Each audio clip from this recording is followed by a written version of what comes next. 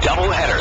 First in Yankee Stadium, the Royals face the Yankees. Then in Oakland, it's the Tigers and A's. The Yankees and Royals at 12:30 Eastern, followed by the Tigers and A's. Monday on ESPN and on ESPN Radio. Spencer Hall joins us, longtime friend and the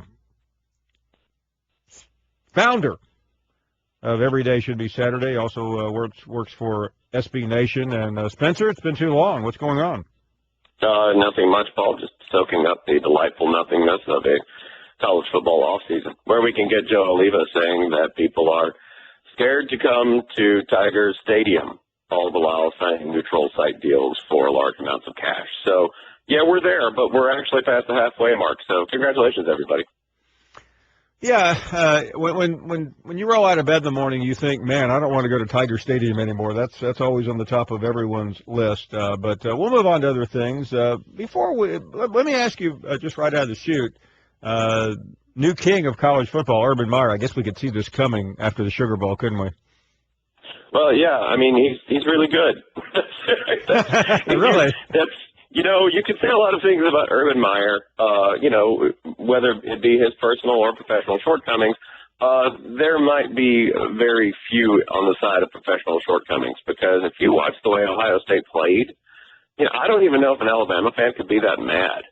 Because when you get mashed out by an offensive line like that, I know everyone wanted to blame Lane Kiffin because it's fun. It's one of those things in life that feels right even when it's not. But they got beat at the point of attack. And that's something that Urban Meyer, I think, learned because he'd lost to Alabama teams before, because he'd lost SEC games at the point of attack, and that was not going to happen when Ohio State got a second chance for him to try that again. So, he's a brilliant coach. We all knew that. Anyone in that list, by the way, like if you go, he's the 25th best head coach in the country, that's still pretty good. We have a ton of unnecessary college football programs. 25 still makes you pretty good. Of those names I mentioned, I had Spurrier number 9, obviously Saban second, Urban, Saban, D'Antonio, Patterson, Briles, Harbaugh at 6, David Shaw 7, Bill Snyder at 8, Steve Spurrier. You have two people in their 70s at 8 and 9. Chris Peterson 10, Stoops at 13. Anything really rub you the wrong way? Well, nothing really, because you talk about value. We all have different ways of looking at value. For somebody like Bill Snyder or Spurrier, their value is as much off the field as on the field in terms of proof of life for the program. If Snyder's not there, then K-State football really doesn't exist as anything but a shadow of itself. And the Ron Prince experiment proved that. Snyder has made that work. He's the perfect guy with the perfect fit. Spurrier has made it work at a couple of different places, and multiple places if you count Duke, which I would certainly count in Duke. Remember, Steve Spurrier won football games at Duke, and that's something that he would like us to remember, and he's something that he'd like Mac Brown to remember as well.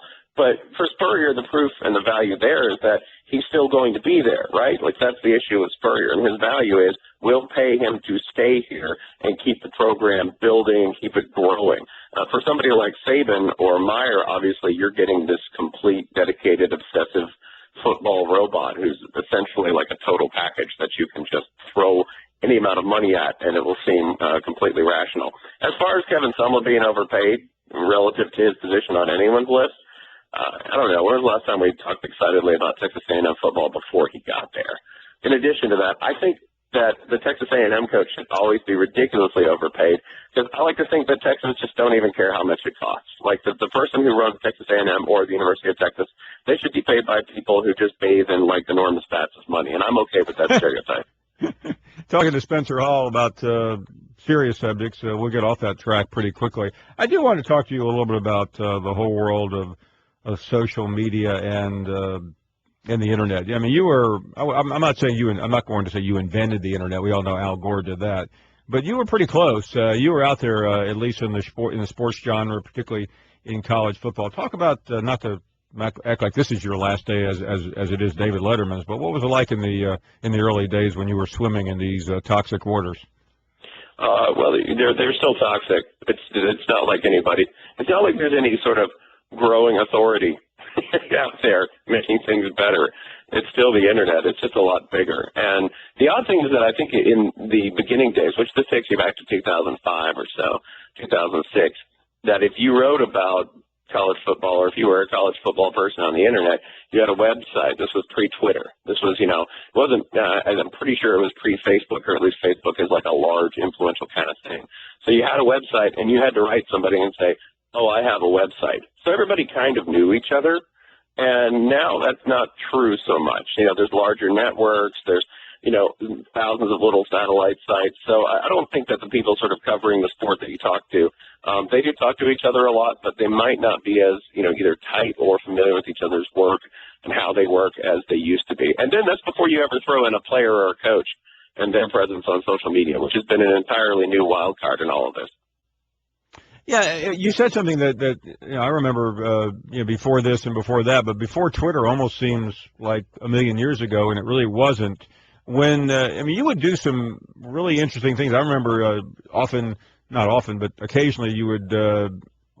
I'm not sure what the correct phrase was, whether it was live blogging or our show, for instance. You were one of the original people that kind of connected what you did with other people. Correct? Right, and I think that's something you can kind of lose when you talk about, people saying, okay, if you work for a large company, you should only, share links from that company, right? Like, if you work for a paper, then, you really should only share links or link to stuff done by our paper or our site. And I think that's sad, and we obviously, if you follow me or anybody who works for SB Nation, we're really good about sharing our own stuff, but, I never thought that you should get to the point where you weren't like, oh, AL.com did something great and we can't share it because it's ours. No, Here, go ahead, share it, take it out there. If Paul Finebaum's going to have, and the shows that we would always live blog, Paul, were always after a major Alabama or Auburn loss. Always. It's like a seismograph. We would just turn it on and wait for something to blow up. And it was some of the most fun that I think our commenters have every year. We're still doing that. In fact, I think in a really sort of meta moment, I think they're doing that right now for my appearance. Yeah, no, I remember one day, I can't remember which one it was, and I was watching it during, as we were doing the show, and it became so distracting because the show was not nearly as funny as you and your site were making it to be. And you really did help introduce us to a lot of insane people who now call on a regular basis.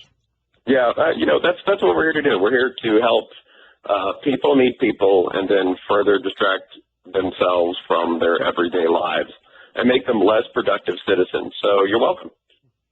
I wanted to ask you, because I know you dealt with it, and it seems like the entire media world is dealing with what is about to take place in about an hour or two and will be seen much later tonight on CBS, and that's the final David Letterman show.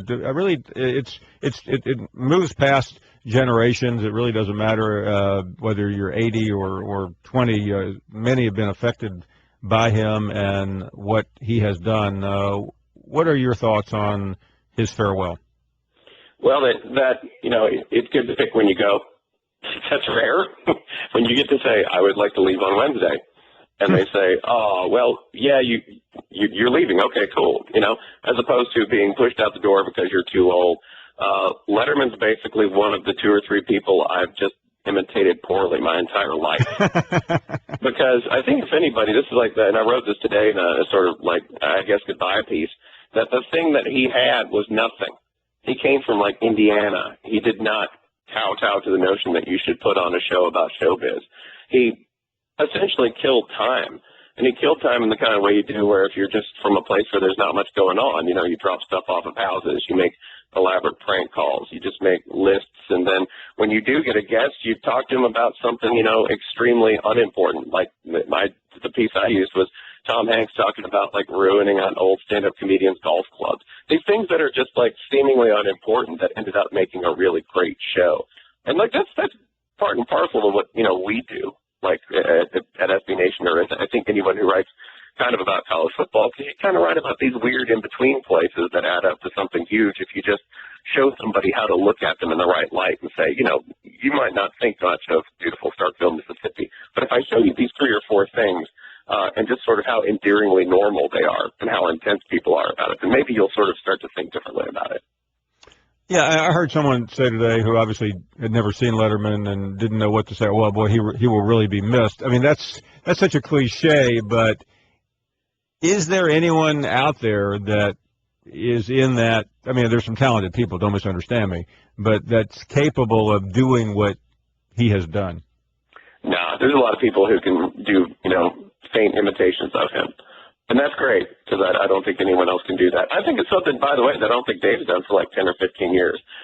He's been coasting, and he runs a very nice sort of standard late-night talk show. But I think for people my age, the thing that you remember as being like the real fire was everything that came on from like 1982 to maybe like 1995 or 99, when he just didn't have that much to lose, particularly on the old NBC Late Show, where he would do things like, Letterman did this. Letterman got thrown out of his own building for trying to take flowers to. Now, hold on a second, Spencer. You said Letterman's been coaching, not this show, right? Oh no, not your show, of course, Paul. You have me on. This is when coaching starts. Because no one has ever accused us of doing that, so I just wanted to make sure I didn't misunderstand you. What do you do after you're 68 years old? You've had this incredible 33-year run. You've had a great farewell. There have been very few farewells like this. Carson had it in the early 90s. Leno's was just messy. No, it was just you almost just wanted him to leave, which he finally did. But what do you do? I mean, even Seinfeld, after the greatest episode, build up to a final episode ever, he couldn't stay away. No one can stay away. This goes for football coaches as well. So what do you do if you're Letterman? Well, one person did stay away, and that was Johnny Carson. I mean, the only thing Johnny Carson did afterwards was send one joke a week to Letterman. Exactly. He would send one joke a week, and he'd play a bunch of tennis and hang out on his boat. And Dave, by the way, bankrolled, I think, let's see, Everyone Loves Raymond, right? Mm-hmm. He bankrolled that. So he's worth about $400 million at this point. And that's something that I think you can find a lot of distractions with, but he's gone. He's not coming back. There will be by the way, tonight there will be like no tears. It's not a real sentimental dude at all. It'll just be bye, because that's what you would do if you were Midwestern. You would just say, that's enough. I'm going to leave. Goodbye. And I think that's what he'll do. What would you do if you were from Alabama? If you did it and you were from Alabama, then you'd probably end it like Conan did and just play like Freebird, right? Remember, that's what Conan did to finish his, I didn't remember that because I'd quit watching Conan by the end. Yeah, no, I mean, he played Freebird for like 15 minutes to end the show. I'd like to think that you'd probably do that in the middle of like a live NASCAR race at Talladega. That'd be the ultimate thing. Wow. If we had it queued up, we would play it for you, but it costs too much to pay the royalties. Anyway, Spencer, this has been fun. Getting your thoughts on everything but the intended subjects that we had booked you for, but we'll do that again. This is not our. I'm glad I was able to derail things. This is not our last show, although the last show is sooner than you think. Always. Spencer, thanks. Best wishes. Take care. Geico presents Strange Savings Stories. Astronomers detected an interstellar transmission. It stated, Geico, 15 minutes could save you 15% or more. The implications were staggering. Was the cosmos telling us we could all save hundreds on car insurance with Geico? Or did their radar merely pick up a signal from the nearby Rufus and Clyde's morning show? We may never know. Geico. 15 minutes could save you 15% or more on car insurance. ESPN Radio, bringing you directly to the biggest events in sports. Center field, well hit, Hunter back, out of here! From opening day of baseball, Throw to the plate, safe at the plate! right through the World Series. For the third time in 5 seasons, the San Francisco Giants are the champions of the baseball world. Whether it's LeBron, Chris Paul, or Kevin Durant, when the NBA tips off, ESPN Radio is right there when a champion is crowned. We have a new world champion. The San Antonio Spurs are the world champions. And when the magic of bowl season arrives, ESPN Radio is your home for the new college football playoff. The college football playoff first national champion, the Ohio State Buckeyes. The biggest events in sports can be found right here on ESPN Radio. Prince Fielder leads the Texas Rangers Rangers into the Bronx to face Alex Rodriguez, Mark Teixeira, and the Yankees. The pregame's at 7 Eastern, followed by first pitch at 8, Sunday on ESPN and on ESPN Radio.